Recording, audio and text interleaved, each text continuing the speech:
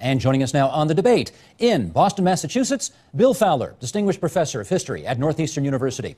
And with us here in studio, Peter McLeod, pre-Confederation historian at the Canadian War Museum and curator of the new exhibit 1812, and Rick Hill, chairperson of the Six Nations Legacy Consortium. Good to have all of you around our table here in Toronto. And Bill, thanks for joining us on the line from Boston, Massachusetts, as we like to call it. My pleasure. I want to start... Thank you for inviting me. Nice accent, incidentally, and don't tell me what accent. I love that New England accent. It's terrific. I want to start by just getting everybody to weigh in on what was at stake. We have, obviously, an American representative, a Canadian representative, and an Aboriginal representative, which were three of the main groups involved in this conflict 200 years ago. So, Bill, start us off here. What was at stake for the Americans in this war? Well, initially, of course, I think national honor more than anything else.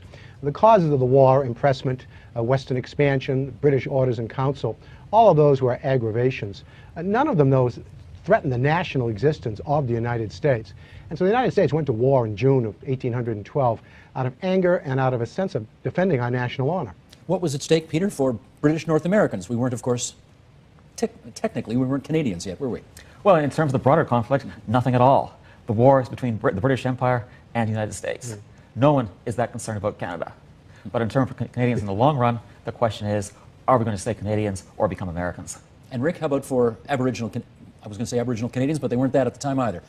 I think the Native nations were fighting for their right to exist on their own land under their own law. So it was a multinational group of Native people, both in Canada and the United States, really fighting for the same issue. It's just they ended up fighting each other over that issue. And as we heard in the previous interview, there were First Nations in Canada who fought First Nations in the United States, and it got ugly, didn't it? Yes, in fact, my father's a Mohawk from Six Nations, my mother's a Tuscarora from New York. So in reality, my father's relatives fought against my mother's relatives in this war, and sometimes they kept the argument going most of their life. So it was a civil war. I know that's a bit controversial in some circles, but from your standpoint, I guess it would have been. Yeah, it's a very internal issue, and choosing sides was risky for everybody, but particularly for the First Nations, who would best be able to defend the positions that we were putting forth. Bill, I know this is an oversimplification, but let me try it anyway. You know, Canadians have basically been taught in school for, almost 200 years, I guess, that this was essentially a war where you guys invaded us, and 2.5 years later, it was over. But I want you to help us put this into a broader historical context. How important is it to link the events of 200 years ago with what preceded it? Well, the war itself, the War of 1812, is in many ways, as seen by Americans, as sort of a continuation after a long interim of the American Revolution. From the time 1783 forward, the Treaty of Paris in 1783, His Majesty was not kind to us and did everything possible to harass us in a number of ways, eventually through impressment, through the orders in council, and through assisting Native Americans in attacking Western American settlements. And so this was a kind of a growing aggravation. And then we have in our own country, in the Congress, early in our republic, a group of men elected to Congress, most of them from the frontier areas, who become known collectively as war hawks. These are men who are very much imbued with a rising sense of American nationalism. And so when you stir all of these things together, you find that that's why we declared war on Great Britain, which of course in retrospect seems an enormous element of chutzpah. At the time, our entire Navy was less than 24 ships, barely 10 frigates and a few brigs. We had virtually no army at all. And here we were defending, attacking, declaring war against the world's greatest superpower. Bill, just curious, do you think Thomas Jefferson and James Madison would have referred to it as an enormous act of chutzpah? Well, I'm not sure. Jefferson plays an interesting role in this, of course, as you probably know, in as much as Jefferson, well, not a pacifist, that would be a mistaken notion. Jefferson did everything he could in a peaceful, economic way to keep America out of war. Madison, of course, was a little bit more belligerent. Mr. Madison's War on this side of the border is often how we refer to the War of 1812. So I'm not sure whether Jefferson would have thought of it as chutzpah. I always remember the words of John Randolph, a congressman from Virginia, as the war was being debated. Randolph stood up in the well of the House and cried out, "I hear a whippoorwill whistling, crying, 'Canada, Canada, Canada.'" So for many in the Congress, this was seen as a war of aggression. This was a war in which we were going to take Canada. Having failed to take it in the American Revolution, this would be our second bite at the apple. And of course, Jefferson himself remarked that Canada was there merely for the marching. Didn't quite work out that way. Peter, let me bring you in on this. In a lot of wars, somebody is usually seen as David and somebody is seen as Goliath. Who played those roles in this war? Depends on who you are. If the United States, you're the small, plucky new republic facing the old tyranny of Britain, greatest empire of the world. They won't recognize your independence. They won't leave you alone. If you're in Canada, it's entirely different. Here, you're facing the giant United States next door, which compared to what still has 10 times our population. And did back then. And did back then. And from our perspective, it looks like you just walk right over the border. And so for us, the war is all about being invaded again and again and again. Rick, how about the First Nations at the time? Whom did they see as David and who did they see as Goliath? I think they saw them two twins, two Goliath twins, and get caught between them. And in fact, Red Jacket even mentions that when he tries to make a plea or neutrality, that the Americans are our friends. We've lived next to them for centuries. And the great king across the ocean is our honored ally. It was a tough choice to be made. But the fear was whoever won the war could crush us. So we had to try to decide who would look after our long-term interests the best, who would likely to win this war, and people made their choices accordingly. And most Indians at the time went with the Brits, obviously. Well, really it was about half and half. Well, it depends on where you go. Among the Six Nations, of course, all the Native nations have a different story about this war. But for us, it was pretty evenly split. And even some people at Grand River sided with the Americans. Some people over in New York sided with the British. So it was a very mixed bag and made it very difficult sometimes to know who you could trust. Peter, let me revisit this issue of whether this was a civil war, as Alan Taylor describes in his book. Again, we learned in high school that they attacked us, Americans versus Canadians. There's nothing civil war about that. Alan's put a different thesis on the table. What's your view on that? Well, he's taken a broader look at the war. Instead of just looking at it, how it appears in Canada or just how it appears in the United States, he tries to look at both groups and to look at it as one of the great English-speaking civil wars. Or sorry, civil wars between English-speaking peoples that start with the English Civil War and the American Revolution, War of 1812, finally the American Civil War. Certainly if you look at Canada, where the European population is mostly from the United States, you've got a very strong division between people who are willing to fight for the British, or at least fight for their homes, and people who go for the United States. So one of the first results of the war is refugees from Canada fleeing to the United States. And as you go on, you get more and more Canadians who sign up with the American forces, and eventually cause the American cause a huge amount of damage because they start raiding their former neighbors, turning people who might before have been lukewarm about the war into passionate British defenders, if only because this was the only way to protect your farm. Let me pick up on that word damages, because Bill, I gather one of the reasons that this war ended when it did, without a kind of a dramatic surrender or anything like that, was that the U.S. Treasury was on the verge of running out of money. How expensive was this war for the U.S.? Well, it wasn't that the war was so expensive, it's that the people weren't paying taxes. The war was terribly unpopular in New England. And at the time when the war was being waged, New England was the richest part of the Union. And so the reluctance, the refusal in some instances, of New England to support the war put a great strain on the rest of the country. The governor of Massachusetts, Caleb Strong, for example, refused to put Massachusetts militia under the command of regular army officers. So resources were available in America to fight this war, but the resources were not forthcoming from various parts of the country. I'd like to also comment on the Civil War thesis of Alan Taylor. Sure. Alan's intellectual construct here is very interesting and, of course, very useful. It's a very fine framework.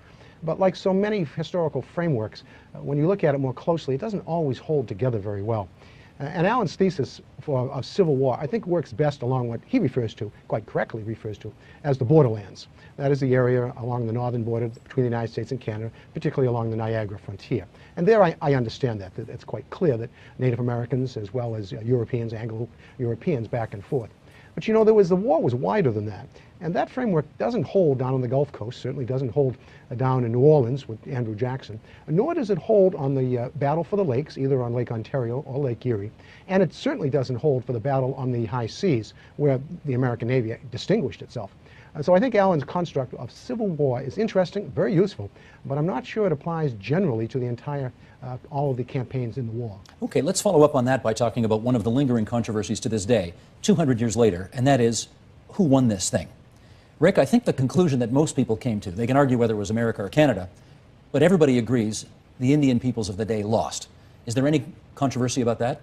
Not so much controversy. I guess it's a matter of perspective, because I would argue that we didn't lose on the battlefield, and we didn't sign articles of capitulation, and we didn't lose any land or rights or privileges as expressed in the treaty. So I wonder, in terms of the war itself, we didn't lose afterwards. The conduct of both the Americans and British agents created a very difficult situation for us. So it's not so much who won the war, but no matter what side claims that they won, they both treated us the same way, and they lusted after our land. Yeah, I should have been clearer about that. You certainly didn't lose on the battlefield, but certainly politically, after the fact, it was a loss. It's ironic that we were such a powerful force during the war. Not only this, but Revolutionary War and the French and Indian Wars. But as soon as we lost our ability to wield the tomahawk, we became a secondary power in this drama. Then all of a sudden we lost our ability to defend our land. And I think our people changed too. Some people then said, well, if this is the future, maybe we better go with the flow. And that's exactly what Tecumseh was complaining about. Too many of our leaders were compromising, trying to get a good deal from either the British or the Americans, and in the end, the only deal they had was their land was taken. So in many ways, we continued to fight for that land. It's not a war, but it's a different kind of fight going on today, as it has been for centuries. Tecumseh, would you agree, the greatest Indian leader of his day who perished during this war? I would think a real great leader wouldn't have got killed, but I would say that he certainly is a great inspirational leader, but for most Native people, but most Native people don't really understand what he did and how he went about doing that. And it's easy to herald a fallen hero, and it's hard to recognize all of the nameless people who actually fought hard and built the peace and allowed our nation to survive. So he's just one of many important leaders during the War of 1812. Bill, let me ask you, there in Boston, in the shadow of Old Ironsides, not far away from that bridge that's right behind you, who won this war? Correct.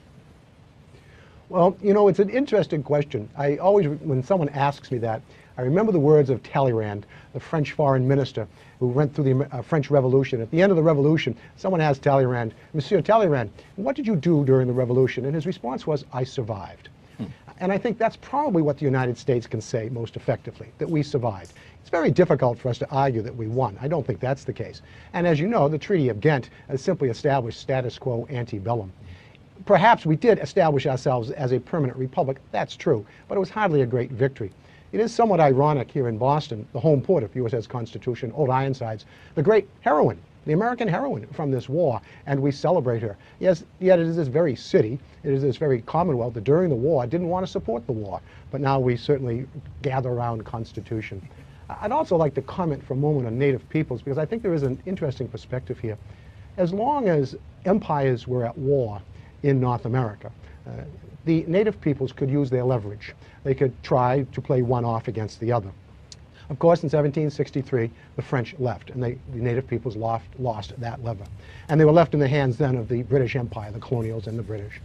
Then, of course, the War of 1812, which more or less the British Empire, at least the Crown, abandons Native peoples to the Americans, certainly on this side of the border, and I know less about Canadian history. So I do think that the War of 1812 was another piece of this tragedy of what happens to the Native peoples in North America as they are left increasingly in the hands of settlers, colonialists, Americans, or Canadians without the benefit of being able to seek help, assistance from one of the empires. Peter, I've taken a tour of Old Ironsides numerous times, and the tour guides never fail to say that the Americans won that war, and that ship that's still in that harbor in Boston, in Charleston, I guess, would that it could tell the stories of those days 200 years ago. Are you prepared to put forward the notion that that's wrong and Canada, in fact, won this war? Well, our whole exhibit at the Canadian War Museum is based on the premise that each participant fights their own war and succeeds or fails on their own terms. So for Canada, what I'd like to tell people is that if we had lost the war, if Britain had ceded Canada to the United States, I'd be working at the Northern American War Museum, and our exhibit would be called the Canadian War of Liberation. For Canadians, it's self-evident we won the war.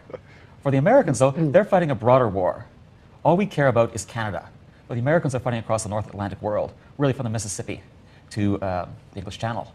And as far as they're concerned, when they look at the war, they say, well, we stood up against the toughest empire in the world at the time. We forced them to respect us. We completed the work of the American Revolution. So both sides can make a claim. Both sides, and the British have their own perspectives. First of all, they don't care who won the war. But what they care deeply about is that they won their war with Napoleonic France and didn't lose Canada while they were at it. Right. Tomorrow at 6 o'clock, I'm going to play a little piece of tape here. Alan Gregg, my friend, has got an interview with the York University political scientist James Laxer on his new book, Tecumseh and Brock, two of the great heroes of that war. Tecumseh, of course, for the Indian Confederacy of the time, and Brock, General Isaac Brock, who was killed at Queenston Heights just a few months after this war started. Here's a clip from the interview, then we're going to come back and chat. Roll tape, please. This war for Upper Canada is our war of independence. And as the kind of crazy people that we are, our two biggest heroes in the war, neither of them is Canadian. Tecumseh's not Canadian, doesn't want to be Canadian. Brock isn't Canadian, doesn't want to be Canadian. They're both fighting. Tecumseh's fighting for to create a native state. Brock is fighting to defend the British Empire.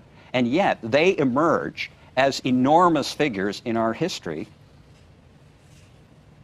Given the way, Rick, that James has described the players here and what they were fighting for, stand by for a sec, Bill, can you really say that this was a Canadian victory? Right, I think that's, in retrospect, we like to draw from history those things that make us feel most comfortable about the regrets we have. So I think looking at that, who won or who lost this war is going to be an endless debate. There certainly were political objectives achieved on all sides, and I think even the native nations, even though we didn't get the big unified confederacy that Tecumseh and later Red Jacket had hoped for, and the British couldn't negotiate for that in the treaty, the fact is that the native nations are respected as sovereign nations in the United States. Here in Canada, it's a little different. They view us as dependent, like a domestic unit, dependent upon the larger confederation. So we still have a long way to go to get back to the kind of alliance we had, nation-to-nation alliance that entered the war, and even though the treaty kind of guaranteed those rights, the reality is the ball was dropped on that matter.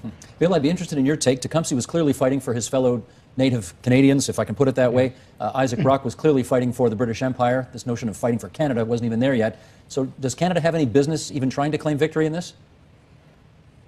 Well, I think that certainly Canada can claim victory. That in the sense that they did turn back the American invasions. Of that, there's no question. They defeated us.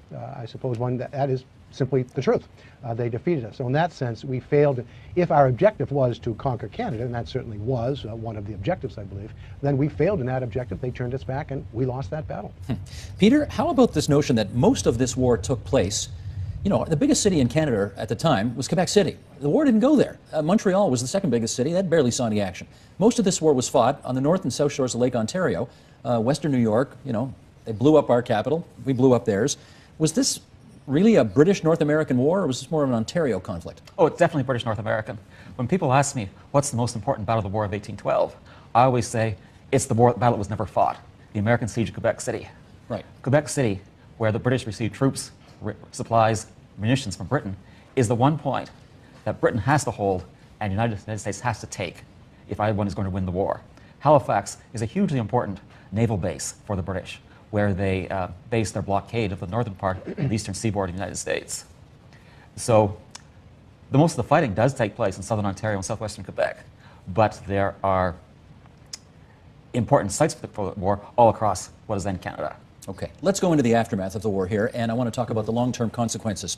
A couple of weeks ago, a guy by the name of Doug Saunders, who's a columnist in the Globe and Mail, Bill, that's our national newspaper here in Canada, one of them anyway, recounted a story that his great-grandmother, Catherine, described on a night when men broke into her house demanding weapons. And here is what he wrote. As we mark the 200th anniversary of the war's beginning this week, we should pay far more attention to what happened after its end. It was the decades-long victory dance, not the war itself, that really shaped Canada. Judging by my ancestors, he writes, it's hard not to conclude that winning the war was the worst thing ever to happen to this country. The events that Catherine describes took place in Brantford, Ontario, during part of what became known as the 1837 rebellions. That fast-quashed series of democratic uprisings that flashed across Upper and Lower Canada for a year, but for most people of the British colonies, they were simply the latest extension of an undeclared civil war that had begun in 1812 and had become only more urgent and personal as the years wore on. Let's go around on this. Peter, do you agree that the War of 1812 really didn't end in 1815? Well, personally, I would say that the winners are neither the Right and the Family Compact or the radical reformers. They're the moderate reformers, like Baldwin and LaFontaine, who bring in responsible government. There is an enormous appeal in Canada for the British connection, yes, but they want the British connection with British liberties, British form of democracy.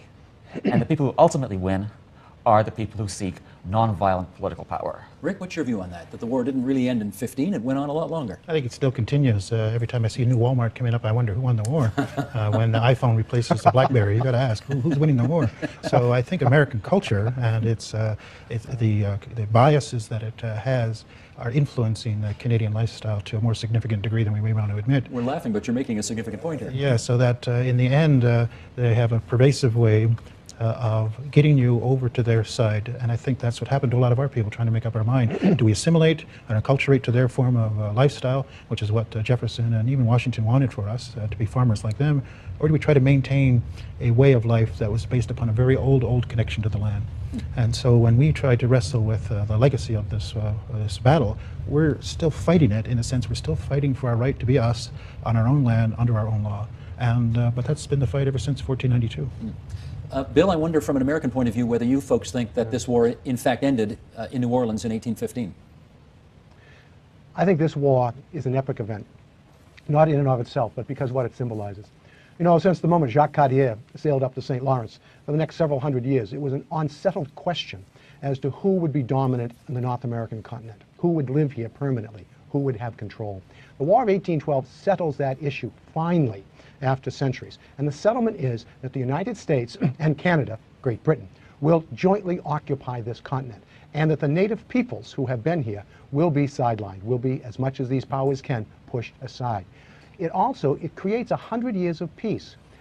Peace on the North Atlantic from 1814, 1815 till 1914. It ushers in this period of amicability between the United States and Great Britain, to include Canada here. It allows these nations to develop in this aura of peace in a phenomenal economic advantage. Trade, immigration, etc., etc. These two nations, the United States and Canada, grow and prosper, and so too does the British Empire. So the War of 1812, while in and of itself is a somewhat minor occurrence, I suppose, in world history, does in fact, I think, mark that moment when once and for all we know we're going to live together on this continent, and we will do it peacefully. And we have done that peacefully. Right after the war, we begin to settle our boundary disputes. The Great Lakes, armed vessels are prohibited from the Great Lakes. We engage in reciprocity treaties with Canada, with Great Britain. So the War of 1812 does end this centuries-long question about who is going to be in control of North America. But let's do a little what if here, Rick, because clearly I think the vision of the day was that the so-called Canadians would be on the northern part of this continent, the Americans would control what they had at the time, and perhaps the west of the United States today. But Indian people at the time envisaged an Indian confederacy around, I guess, Michigan, Ohio, that part of the United States. If things had unfolded the way you wanted, how would the map look different today?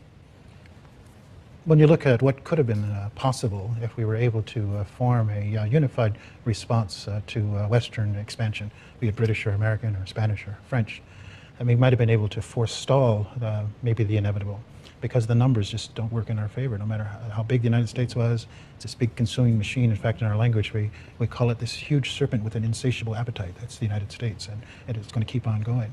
So maybe it was a fantasy to think we could create this native barrier that's going to stop here. But it wasn't just our fantasy. In fact, if you look at history, it kind of even starts, the Six Nations were the first barrier state. We were supposed to be the ground between civilization and savagery. Then that moves to the Ohio Valley. Then it moves to Oklahoma, now further west. So that's the legacy of history, is that this forward movement was predicated upon the spiritual beliefs of the Europeans, the sense of destiny.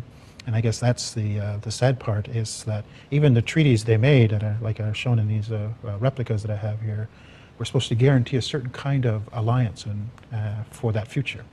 And ultimately that got betrayed. So you could ask the same question: can you win a war and still lose your honor? And at least how the British, the Crown, and then the Canadian officials and the United States dealt with the native nations, you could say it was a question of honor at stake. I just wonder if we can get to a wider shot on the table here, because you explain what those are that you brought. Well, this belt here is called the Covenant Chain. This actually goes back to, when you think about it, 1677. The Haudenosaunee, the Six Nations, have a longer relationship with the Crown than either Canada or the United States. And that relationship is what got us into the war. This figure represents the king. This represents our people. Whenever he wanted our attention, he'd shake that chain all the way across the Atlantic Ocean. We'd turn, look to Europe and said, now what do you want? And he usually wanted more land or more warriors. At the end of the war, William Claus delivered this wampum belt as a tribute to our involvement in the war, but he also said that the Crown promises not to interfere in our culture and our government.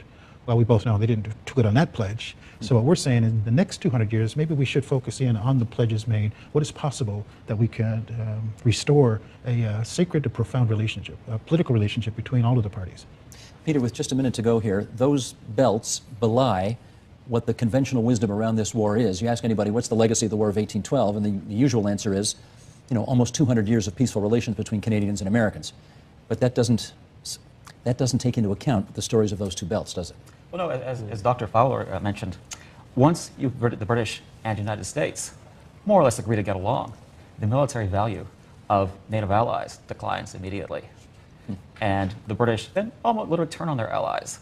And instead of asking for help in war, start asking for more and more land, gradually eroding their resource base. I want to thank all three of you for coming in tonight and helping us with this discussion. 200 years to the month after the War of 1812 began. Bill Fowler from Northeastern University in Boston. It's so nice to hear that accent in the north part of Boston. Thank you very much. Bill, thank you so much. Peter McLeod from the Canadian War Thank you. Museum, and Rick Hill from the Six Nations Legacy Consortium. My thanks to all three of you. Support Ontario's public television. Donate at tvo.org.